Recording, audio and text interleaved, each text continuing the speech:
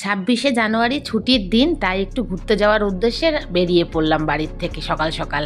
আর বেরিয়ে খুব খিদে পেয়ে গেছিলো, তাই স্টেশনে একটু নানপুরি দিয়ে টিফিন করে নিলাম। আর তারপরে চলে গেলাম আমরা ফুলের রাজ্যে, যেটা কিনা রানাঘাটের চাপড়াতে। আর সেখানে ফুলের রাজ্যে যাব, গিয়ে ফুল কিনবো না সেটা তো হতে পারে না বন্ধুরা। তাই প্রথমেই একটা ফুলের ক্রাউন কিনে নিয়ে মাথায় পরে নিলাম।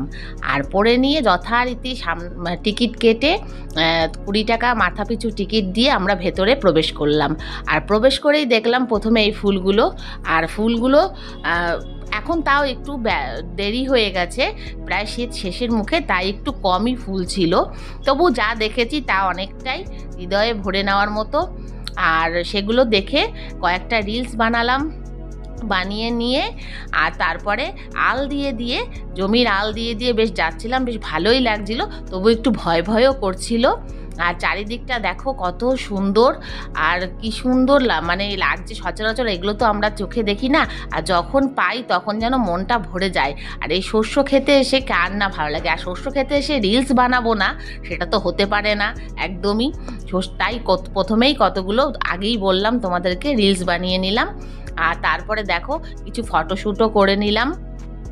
আর তারপরে এক এক করে সব এই মাঝখান দিয়ে গিয়ে গিয়ে ভেতরে ঢুকছিলাম, কিন্তু ওনারা একটু রাগারাগি করছিল। আর তাই আবার বেরিয়ে আসলাম সামনের দিকে, কেননা ওনাদের জমিগুলো ফুলগুলো নষ্ট হচ্ছিল, তাই ওনারা একটু রাগারাগি করছিল। তারপরে আমরা আবার যথারীতি সামনের দিকে এগিয়ে আসলাম। বাইরের দিকে বেরিয়ে এসে আবার কিছু ফটোশ্যুট কিছু করে আবার একটু এদিক দিয়ে বেরিয়ে এসে আবার ফুলের দিকে এবার যাওয়ার চেষ্টা করলাম, তা শস্য ক্ষেত দেখে নিয়ে। তা এদিক দিয়ে আর ওখানে এত দোকানপাট বসেছিল আর এত লোকের ভিড়, প্রায় বলতে পারো একটা ছোটোখাটো মেলা। আর কি না ছিল, চপ ভাজা থেকে ফুচকা থেকে আইসক্রিম থেকে কোনো কিছুর খাবারের মানে মোমো চাউমিন কোনো বিরিয়ানি কোনো কিছুর অভাব ছিল না। তবে হ্যাঁ, ফুলও ছিল অনেক।